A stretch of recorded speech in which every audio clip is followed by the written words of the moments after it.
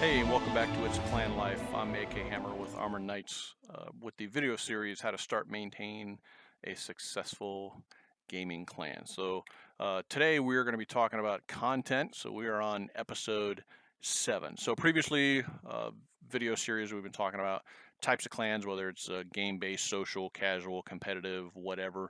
Some of the foundational things you kind of want to put in place to support a growing clan. Website stuff, having a website, forums, TeamSpeak, um, having those things as an item to help build your clan. Then we talked about the rules. You cannot have a group of adults or kids without some kind of rules, whether they're basic rules, general rules, stringent rules, whatever. You got to have something, some kind of guidance for people while they're part of your group. Leadership, you have to have somebody to drive the boat, drive the tank, steer the boat, whatever. You have to have somebody that makes those decisions, good or bad. And I'm assuming that if you're the one watching the series, you're probably looking at putting a clan together, so that leadership part is probably you. So be that leader that your clan needs in order to succeed. Members, without members, you can't have a clan. So you want to make sure you have quality members, make sure you treat them right, treat them fairly, and make sure you're providing the environment that you say that you're providing. Recruiting, if you're not recruiting, you're not gaining more members. Trust me, over time, you're going to lose members, whether it's real life issues, they find other games and wander off, whatever it is. People in the gaming community come and go. So you need to constantly be looking to refill your ranks, because you're probably going to be losing people over time, whether it's slowly or quickly. A lot of that may be determined by how well you're doing as leader or how well the clan is running. So recruiting is key, because you need more members. And finally, the part we're going to talk about today, content. So what is content? So what I mean by content is, what do you provide for the members? So granted, members that show up get a tag in game. Okay, well, cool, now they have a tag, but what does that mean? Does anybody care? Content is kind of the things that you may provide for the group, or allow within the group to help the members, or to benefit the members, reward the members, whatever it is. So one of the first parts of content is the website. And we talked about website as a foundation, because it is important nowadays. In my opinion, it's a huge aspect of clans and guilds. If you do not have a website, you're wrong. There's enough free website places out there where you can get a website for nothing, and you can build something, put your banner up there, and now you have a location where you can direct people when you're recruiting to that location. And as we talked about before, and as we have right here, it gives you a professional look. It makes you look like you know what the hell you're doing, even if you don't. Have some cool pictures, some cool titles, have some forums, some stuff up there like that. It provides a place for the public to see you. So a website is huge. Now, the content part of that would be for the members. You can have forums. You can have forums on that website. And that's a great place for members to chat amongst themselves about things. It's a way for you as a leader to put out information, big picture stuff, state of the clan address, whatever it is that you want to call it or how you want to do it. It allows you to post things on the website for your members to access, whether it's all your clan documents, what your rules are, your code of conduct, a current list of the people in your clan, all your leadership, an organizational chart, whatever it is. It allows you to put stuff on there so that your members can access it and see it and utilize it. And then, of course, one of the bigger ones, in my opinion, is it allows the public. It puts a public face on your clan, so so it looks good, makes you look good. But in addition to that, it provides a place for your members to be able to do things, interact together with each other. So that's kind of the content part of the website.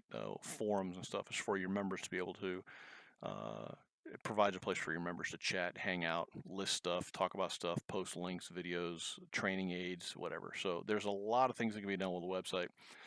It could be a place for your donation site. If you run it out of your own pocket, great. If you don't have the money and you need help doing that, then a website allows you a place to hang a donation button, so you can get your friends to help out.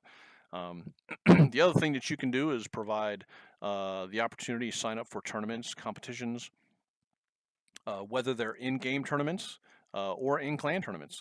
At Armored Knights, we do both. We have a group of guys that likes to do the tournaments in World of Tanks and World of Warships. World of Warships, I don't think they're doing it right now, but World of Tanks, and they get together with 4 or 5 other guys that they schedule via our forums on the website and get people to volunteer for it. And they show up and they do these tournaments. And these tournaments, in game, they're earning gold. They earn, you know, uh, premium time. You earn stuff within the game. And that's important because one of the things we talked about with members and recruiting was giving your members that image, something that they can do and that they do well in, and that they are rewarded for. And while they're doing that, guess what? They're carrying the tag for your clan. So now your clan as a whole looks better and looks good and looks successful because your guys are in these tournaments and doing these things and having success. So it benefits both sides. So providing the ability that signing your guys up, signing your clan up for that stuff can be very helpful.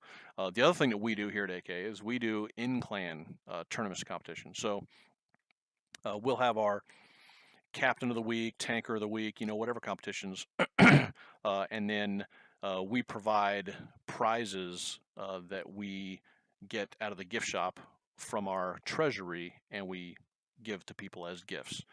So AK, we survive on donations. And anytime we have money left over, we take that money and we use it to buy gifts for tournaments, whether it's gold or premium ships, premium tanks, or whatever. And so we do that as often as we can to benefit the members. So having those kind of in-clan competitions, it, in my opinion, it really does build uh, it builds camaraderie. It's competitive, but most adult males, which make up probably 90% of your clans out there, are competitive. And so when you provide that competitive edge, even though they're friends, they're still kind of wanting to see who's the best one. So you kind of put that out there, let them do that, and then you throw them, something. And I'm not saying you have to spend money on it. Sometimes it's as simple as giving them recognition on your website. Again, how important is a website? Now you have their name on the front page that says, hey, so-and-so won tanker of the week this week, the top tanker in the clan this week, or something like that. It's not huge. It's not something they can spend, but it's that public recognition that a lot of people like.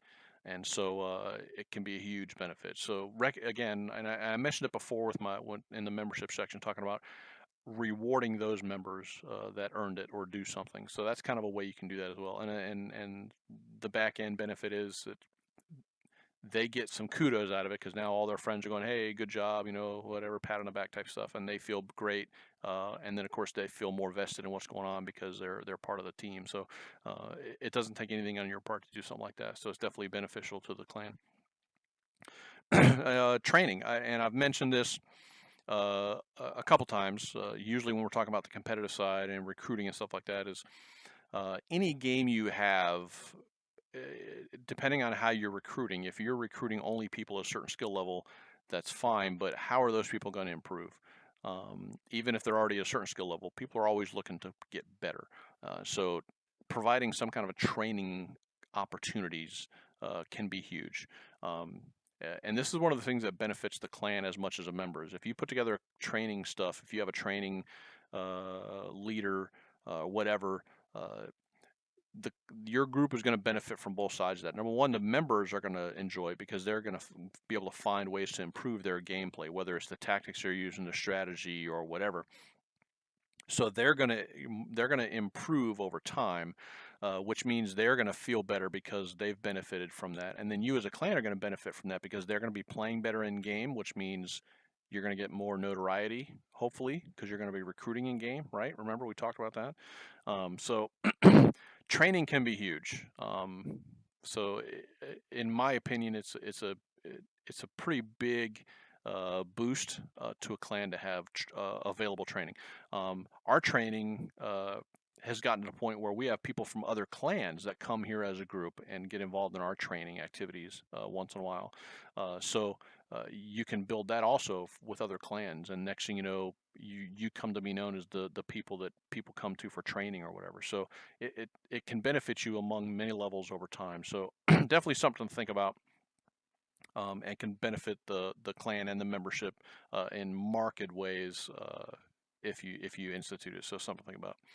And then finally, flexibility or rigidity. One of the biggest things that can be a factor is how flexible or rigid are you on these types of things, whether it's training or tournaments or competitions um, or whatnot. And what I mean by that is, if you're putting together a clan that does competitive CS:GO, and all we do is we get into ladder tournaments and that's it, we don't do anything else, that's fine.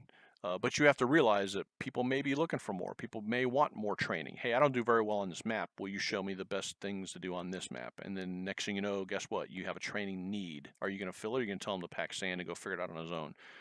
Because trust me, if you use the latter part of that, if you tell them to pack sand and go find it on your own, you're going to probably lose people if you use that often enough. So that means you have to be flexible enough to, hey, you know what? We've had people mention this. Let's do some training. And now all of a sudden you have a training opportunity. So think about that when you're putting things together. At Armor Knights, we're pretty flexible. I've always said that we provide what the membership requires, because I can only say it so many times. Without members, you have no clan. So if I by listening to my guys, whether I'm in TeamSpeak channel with them, talking to them, playing games with them, or whatever, if I pick up on that people are looking for this, or people want to see this, or if I just feel that that's what's going on, I'm going to try it out. If it doesn't work out, then we just stop doing it. It's not a big deal. Case in point, Clan Wars. Clan Wars is obviously pretty big in World of Tanks. We have never recruited specifically for Clan Wars.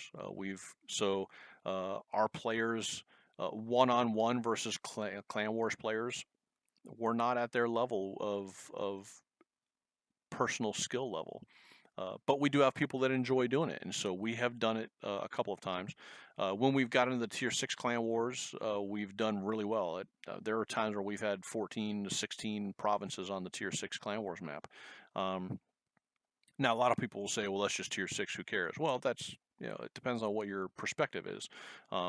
We had a lot of guys who did not have Tier 10s, so we couldn't go on the Tier 10 map. I think one time we tried to go on the Tier 10 map, and I think there were 6 of us that had Tier 10s, and the other people that were wanting to play, most of them had 9s, and we even had 1 or 2 that only had Tier 8s. We didn't have the membership that had the required tanks to do Tier 10s, and that's fine because we were never recruiting from that. So we did what we needed to do, which was the only thing we could do that people had was Tier 6. So that's the route we went. But the next season, people wanted to take a break. They didn't want to do it anymore. So we just didn't do it anymore. So flexibility can definitely benefit you. As long as you're not too wishy-washy or waffly on things, provide it when the members want it, but then realize that if they don't need it or want it anymore, then pull it back. So provide if you can, but don't if you don't. So flexibility, rigidity, that's kind of what it means. That's kind of what it pertains to. So how are you setting up your clan? Are you going to set it up to, this is what we're doing, this is all we're doing, everybody else can F off? Or are you going to go with the flow as what your members need? Now, one of the big parts about that to remember, though, is that you don't want to lose sight of what your goal as a clan. So whatever goal it is that you set in your mind for your clan, you don't want to start steering in different directions. It's going to take you away from that. So that's not what I'm saying. But you want to keep your eye on the prize, but realize that sometimes there are things that you can instill or institute that can help you get there, but maybe in an indirect way, or can help in an indirect way. So flexibility, rigidity, your choice, put it into place. So content can be a big deal. What are you providing for your members other than just the ability to have a tag in game? Are you providing a website where they can chat and your trainers can put out information and people can put helpful links and locations and websites, forums for people to talk about that kind of stuff, tournaments and competitions, whether it's in game to allow your guys to show what they can do, or just within the clan, just for competitive sake between members, which is always fun. And then training opportunities. If you offer up training, trust me, you're going to have members that are going to that probably could benefit from it, and you're going to have members that want to benefit from it. So it can be a helpful tool. As always, though, with flexible part of it, realize if something's not working, and just be willing to kind of turn it off, or look at it and identify why isn't it working, why isn't it being used, and then kind of change things, manipulate things so that they can better fit what you need, or dial it back or dial it up, whatever you need to do. So one of the biggest things out of all the things we've talked about from the leadership perspective is have your eye on what's going on so that you can kind of make changes as needed, implement changes, take away things, add things, that kind of stuff. You always need to be ready to change. Don't be afraid to change. Things that are out there that fight change typically are left way behind, and that's true for most everything. You have to be willing to change to keep up with what's going on, to whether it's to keep up with the game, improve your players, improve your website, help your clan grow, whatever. You can't be afraid to change things. So, and that comes as part of the flexibility part of it, the content, and also as leadership. So, again, hope this kind of stuff helps, and thanks for stopping by. And next video series we'll be talking about maintenance. So now that you've got this kind of stuff in place, how do you keep it going and maintain that all this foundation and structure stuff that you set up? So we're going to talk about that next time, and I'll see you then. Thanks.